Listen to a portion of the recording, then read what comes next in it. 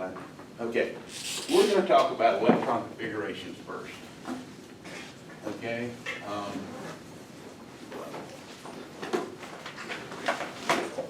Now, I like to look at electron configurations in reference to a ladder. Okay, how do you climb a ladder? How do you go about climbing a ladder? Well, if it's carefully, right? You generally start at the bottom of the ladder, right? Okay, you don't want to start at the top, you start at the bottom. Why do you start at the bottom?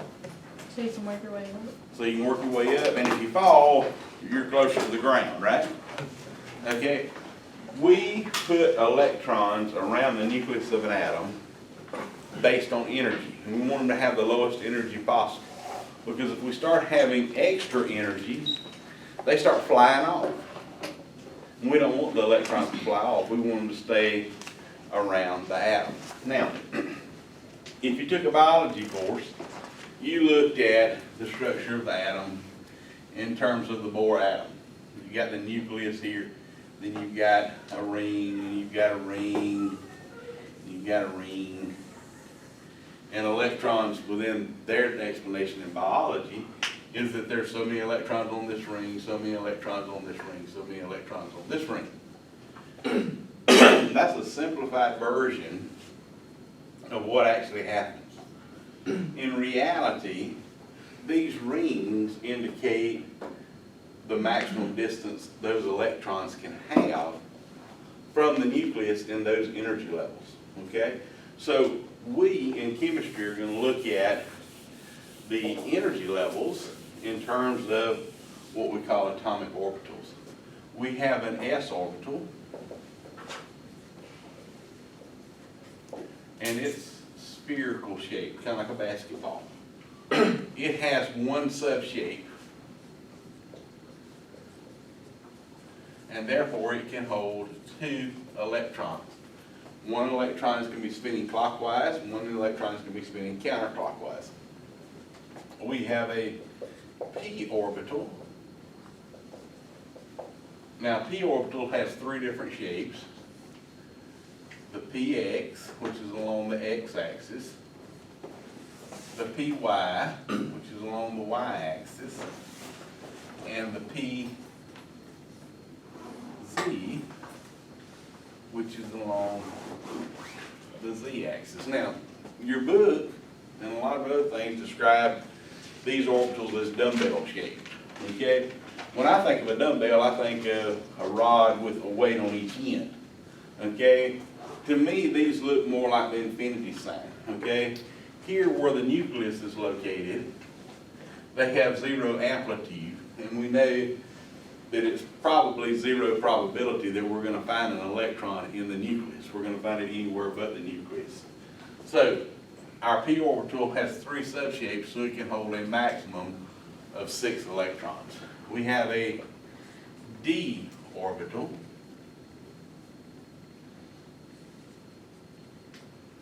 It has 5 subshapes, and it can hold a maximum of 10 electrons. Then we have an f orbital.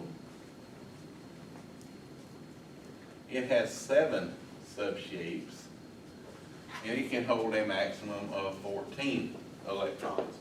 Now, if we want to compare this to the periodic table, okay, we've got these first 2 groups. They hold s electrons, groups 1 and 2. We have groups 3 through 12. There's 10 of those. Those are d electrons. Groups 13 through 18, there's 6 of those. That's p electrons. And down here at the bottom of the periodic table, the lanthanides and the actinides, there's 14 of those, so those are f electrons. Now, we're back to our ladder. We want to put electrons around the nucleus in the lowest energy possible. To do that, we start at the bottom rung of the ladder if we're going to climb to the top. Okay? So here we need to start off with the lowest energy level. And what I'm going to do with the lowest energy level is I'm going to give you a path or a road map or a plan. This says we start here. Once we fill it up, we move to the next one. Once we fill it up, we move to the next one, just like climbing a ladder. You climb one rung, the next rung, the next rung. Okay? Now, somebody has told me before that I'm old and I don't climb the ladder the right way. That I'm supposed to put one foot on one rung, then bring that next foot up, skip that rung, and go to the next one. I might be old, but I'm not going to fall near as far whenever they miss that rung, whenever they get way up in the air, okay? Because I come up, put both feet on the same rung, go to the next one, bring my feet up. I don't go like that, okay? So that's the same principle that we're going to use here. When we do our orbitals, we fill them up before we go to the next one. Fill them up before we go to the next one. Until we get way high in energy. Then, when we get way high in energy, we may not fill something up, but we have a plan or a map that we have to follow. So, starting out with the lowest energy orbitals, that would be the 1s orbitals, okay? Now, for us to go past 1s in the orbitals, we have to have more than 2 electrons, right? How do we know that? Because s will hold 2 electrons, okay? The next one would be 2s, okay? So we'd have to have 4 electrons to go above the 2s, okay? Then the next that would follow would be the 2p, okay? So now to get above the 2p, we'd have to have more than 10 because there's 2 in the 1s, there's 2 in the 2s, that makes 4.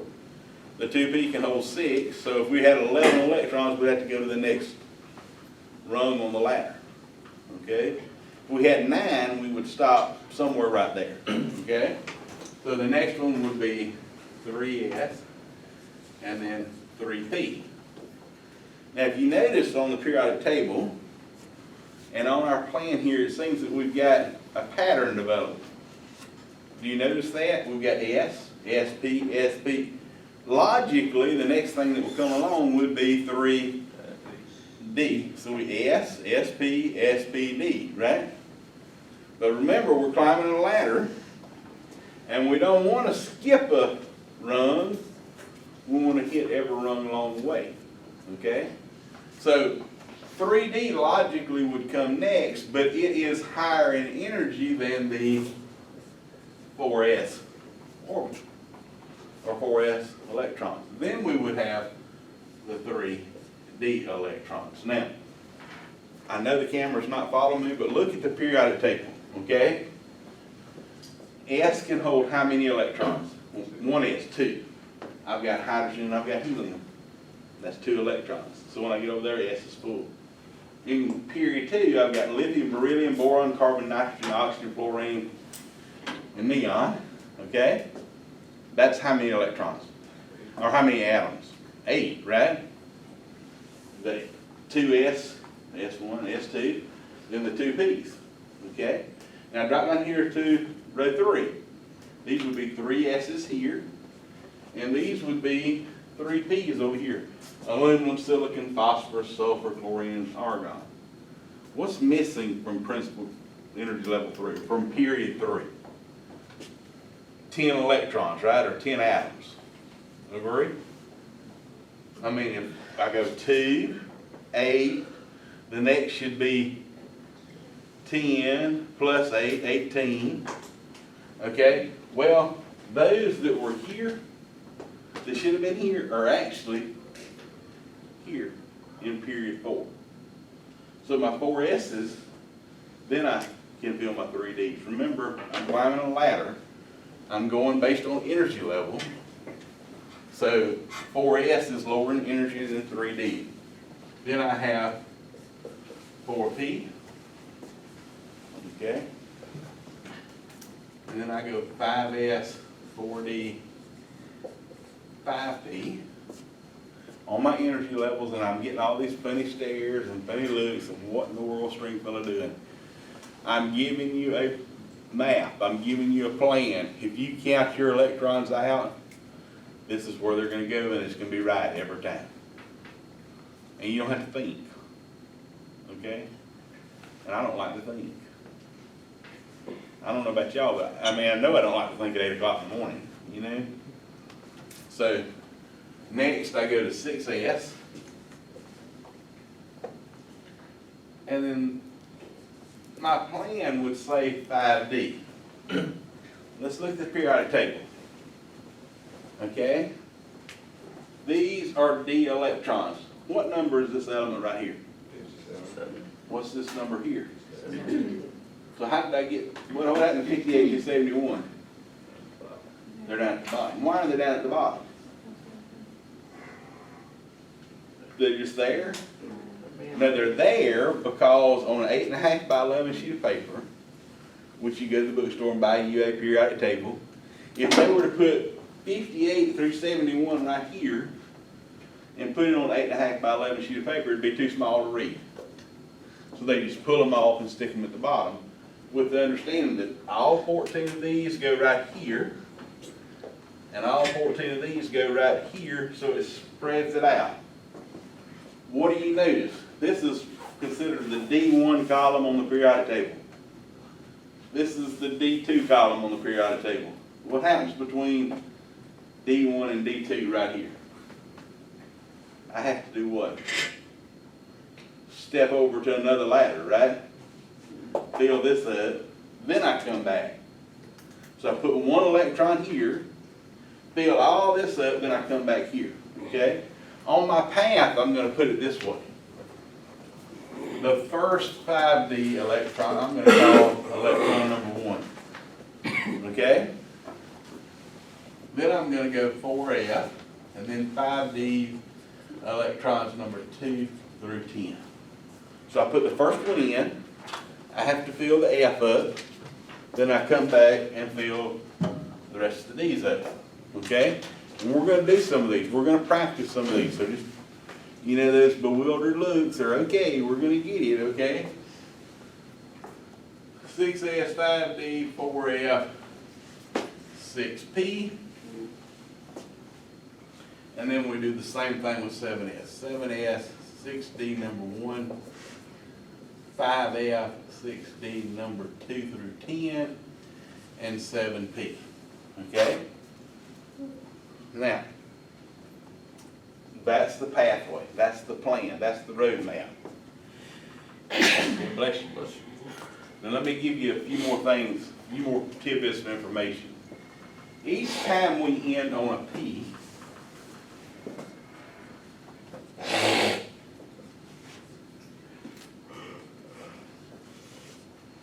that is a full level. That's in group 18. Okay? Group 18 are called the noble gases. The noble gases have a full outer shell of electrons. Okay? So here, this one would be neon. Okay? This one would be argon. This one would be krypton. This one would be xenon. And this one would be radon.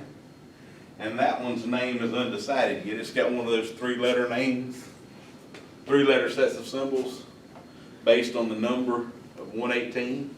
Okay, here we have, if this is full, we have 10 electrons. We have 18 electrons. We have 36 electrons. We have 54 electrons, and we have 86 electrons. So we can arrange electrons based on this path, based on the number of electrons we have. Okay? So for instance, let's say we have something that has 14 electrons. Okay? We've determined it's got 14 electrons. We'll talk about how we determine it's got 14 electrons in a second, but we've got 14 electrons. We want to write an electron configuration for something that has 14 electrons. What do we start with every time? 1s. Okay, so how many can 1s hold? 2. So now I've got 2 of my 14 electrons. How many electrons do I have left? 12. So what comes next? 2s. It can hold 2. So now how many do I have? 10. I've got 4. I've got 10 left, right? So what comes next? 2p. How many can 2p hold? 6. So now I have 2, 4, 6. I've got 10 electrons, right? How many do I have left? 4. What comes after 2p? 3s. It can hold how many? 2. So now how many electrons do I have? 12. I need 2 more, right? What comes next? 3p. Now, 3p can hold 6, but how many electrons do I have left? 2. So now I have 2, 4, 10, 12, 14 electrons. I just wrote my electron configuration, okay? Now, this is considered the longhand method, where you start at 1 and end up where you end up. There's a shortcut method to do this, okay? Look up here. You see that P is full there, right? That's the last P that's full. 2p6 corresponds to what?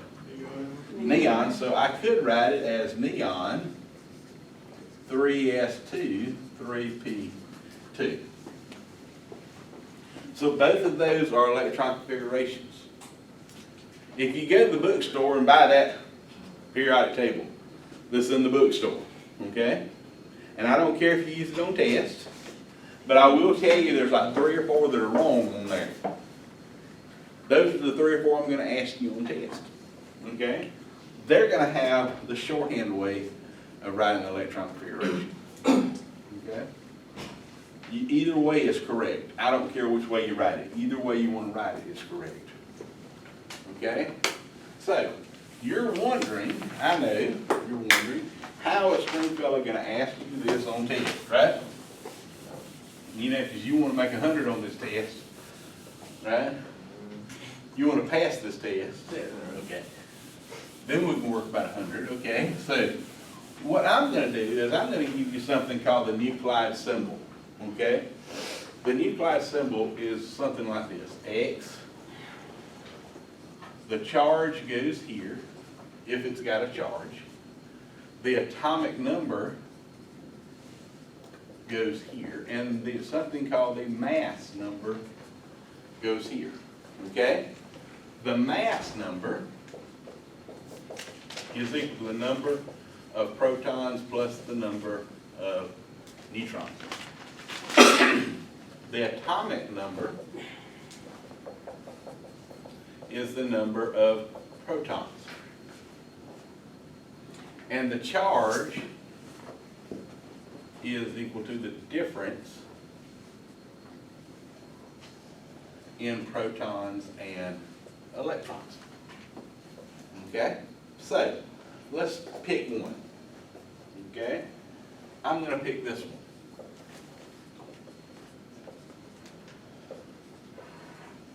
Okay?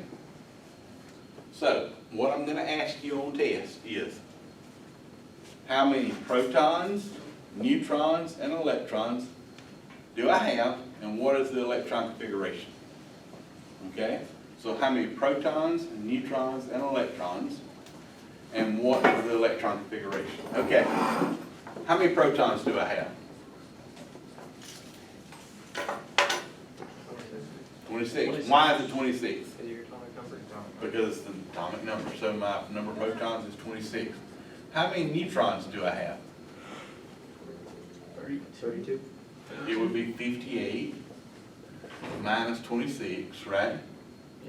Because those two numbers add together to give me my mass number, which would be 32 neutrons. Okay? Does everybody agree on how I found those? Yes? Yes. Okay? Now, my number of electrons. If it was neutral, how many electrons would I have? 26. 26. Is it neutral? No. It's got what kind of charge? Plus 2. A +2 charge. Okay? I can't do anything with the proton, number of protons, right? All I can do is take electrons away or give them back or give extra. Okay? I've got a difference that's +2. So how many electrons have I taken away? 2. So how many electrons do I have? 24 electrons. Okay? Because the number of protons has to stay the same. If I've got a +2 charge, I take electrons away. If I've got a -2 charge, I add electrons. Okay, so let's write the electron configuration. What do I start with? 1s. How many can it hold? 2. What comes next? 2s. Now I'm up to 4 electrons, right? The next thing that comes is P, 2P, and it's 6. Now I'm up to 10 electrons. Okay, what comes next? 3s. You can hold 2. 3P, 6. That gives me 18. 4s gives me 2 more. That gives me 20 electrons, right? 2 plus 2 plus 6 plus 2 plus 6 plus 2. That adds up to be 20. How many more do I need? 4. What comes after 4s? 3d. I need 4 electrons, so I put a 4 right there. Okay? That's the longhand electron configuration. What's the shorthand? Well, P6. What lines up with P6 except 3P6? Argon. So this would be argon, 4s2, 3d, 4. Okay? That D could have held 10, It could have held 10, but it didn't. and then if we ever got to an F, it could hold 14. Right. If we ever get to an F, it can hold 14. Got it. Okay? So you have to get to an F before it'll hold 14? Right. The only thing that can hold 14 will be an F. Okay. Yes, sir. So every S, and D would hold just either 2 or 10. Every S can hold a maximum of 2. Every P can hold a maximum of 6. Every D can hold a maximum of 10. And every F can hold a maximum of 14. Now, if they're the last one, they're not going to necessarily hold 6, 10, or 14 if it's P, D, or F. Okay, but if it's not the last one, before you get to the last one, it better hold what it's supposed to, unless you're at the upper end of the periodic table, in this area here, okay? Then it may not, okay? But it's got to fall, everything before it has to be full. Okay, everything before it has to be full. Can we do one that gets to the 5D? Well, Over 2 through 10?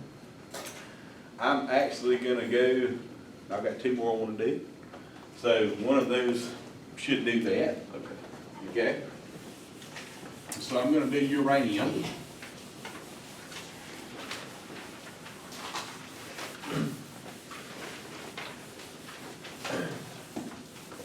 Let's see, y'all wanna do glowing uranium or non-glowing uranium? Glowing uranium, okay.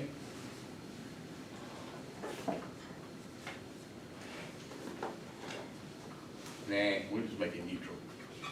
We'll just make it neutral. What number is that at the top? 235. Well, see, how do you mine uranium? Do anybody know uranium tetrafluoride? Isn't that what it comes out of the ground as? Okay, we won't go with there. Okay, y'all don't have a uranium mine, I'm guessing, right? No, no. Not, okay. Okay, how many protons? 92. How many neutrons? 143.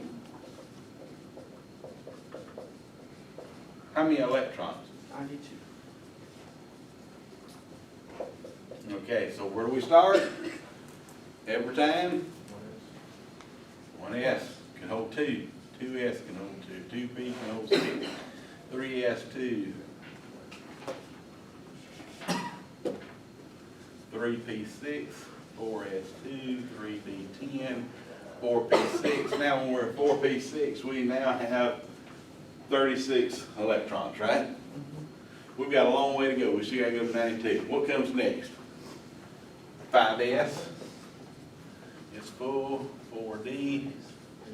5p6. Now, how many electrons do we have? 54. We're not to 92. We're not even close, right? So what goes next? 6s. 6s. 2. Now, that gives us 56. 5d, we put our first one in, right? Mm-hmm. Okay, that gives us how many? 57, right? Agree? Okay. What comes next? 4F. How many can 4F hold? 14. If we add 14 to 57, what do we get? 71. 71. Is 71 92? No. Okay, so we put 14 there, okay? Now, we're at, what number did we just say? 71. 71. If we add 9 to 71, what do we get? 80. 80. Is that 92? No. Okay, so instead of writing 5D again, we just make it 5D10. Okay? Now, if 5D hadn't been full, we'd put 5D whatever the number is. Okay? Now, both of these are full, so what comes next? 6P. At this point, what are we at? We're at 80, right? Right here, we add all these up, we're at 80. Agree? Yeah. Okay, 6P can hold how many? 6. So now we're at 86. We need 6 more, right? We need 6 more. Does everybody agree with that? Okay, so 7S2 would leave us with 4 more, right? What comes after 7S? Okay, we put the first 6D in. Now we need how many more? 3. Okay, here is 86, 88, 89, need 3 more. What comes after 6D, the first one? 5F. F can hold 14, right? But we don't need 14, we just need 3. 5F3. Okay, so there is our electron configuration longhand. Okay, shorthand, what will we do? RN, 7S2, 6D1, 5F3.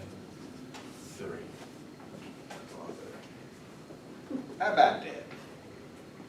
You follow the steps, you get your electron configuration. Follow your steps. Question on that one? Okay, I'm gonna give you one today. I know, that's terrible, isn't it?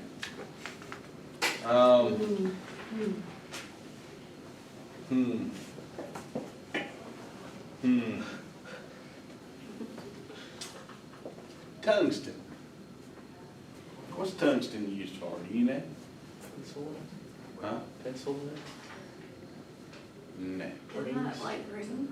Rings. What? Tungsten, silver? Wedding Nah. bands and stuff.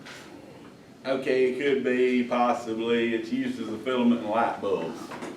The number one use for tungsten in the world is a filament in a light bulb. Because its conductivity is such that when you pass electricity through it, it glows. Okay? You don't use much tungsten in wedding bands.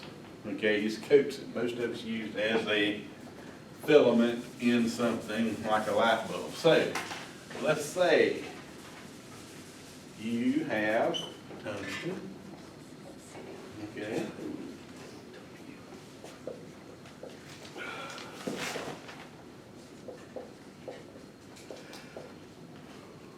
There. And we want to write the electron configuration for tungsten plus 184. The number of protons would be what? 74. The number of neutrons would be 184 minus 74, which would be 110. Right? Yeah. How many electrons would I have? Okay? Now, where would I start? 1s. 1s2. Right? 2s2, 2p6, 3s2, 3p6, 4s2. Now we're up to 20. We got 53 more to go, right? So what comes after 4s? 3D. 3d10, we're now up to 30. Then 4p6, we're now up to 36. We're almost halfway there, right? So what comes next? 5s. It can hold 2. 4D10, 5P6. How many are we at now? 54. Okay? How many more do we need? 19. What comes next? 6S2. 6S2.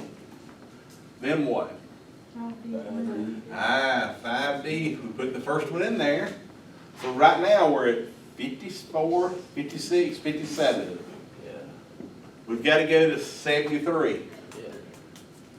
What's the difference between 57 and 73? 16, right? Yeah. So what's next? 4F. 4F. Bless you. How many can it hold? 14. 14. Is that less than 16? Yes. Yes. Yes. So right now, we're at what? Nearly 5D. 54, Oh, 56, 57, yeah. 70 what? One. How many do we need? Two more. 73. We need 2 more, okay? So they go in D, agree? Mhm. But we don't write D again, we just add the 2 to it and make it 5D3. Okay? So now we have the longhand electron configuration. Shorthand would be what? XE. X. 6S2, 6S2, 5D3, 4F14.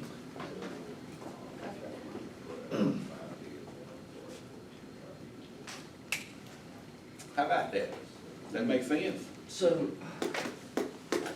So, you never really use the other 5D because you either. no, because it's just there Right.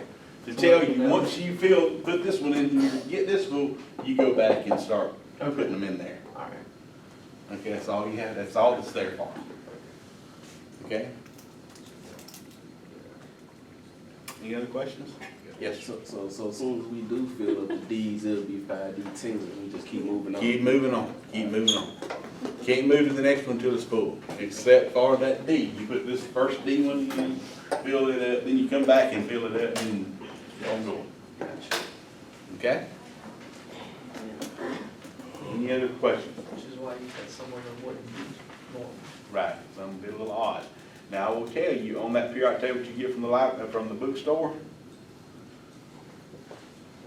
there's several that don't follow the rules, okay? So, yes, ma'am. Would you fill up 5D2 through 10 and then go back and fill up 5D number 1? Or would you fill up 5D I number put 1 the first 5D in first, fill up that F, then I'd come back and start adding back to it. Okay, and then go to 5D2 through 10. No, I'd forget it. Okay, what it's telling me, it should be telling you is, I put this first one in, Yeah. okay, that gives me 1, right? I put 14 in here so that I've got some left, so I'll go back and start adding them to that D1, make it D2, or D3, or D4, or D5. That's what I'm saying. If you, I don't write it down twice. if you get all the way to 10, would you go No, you skip that one. If you get this one to 10, that disappears.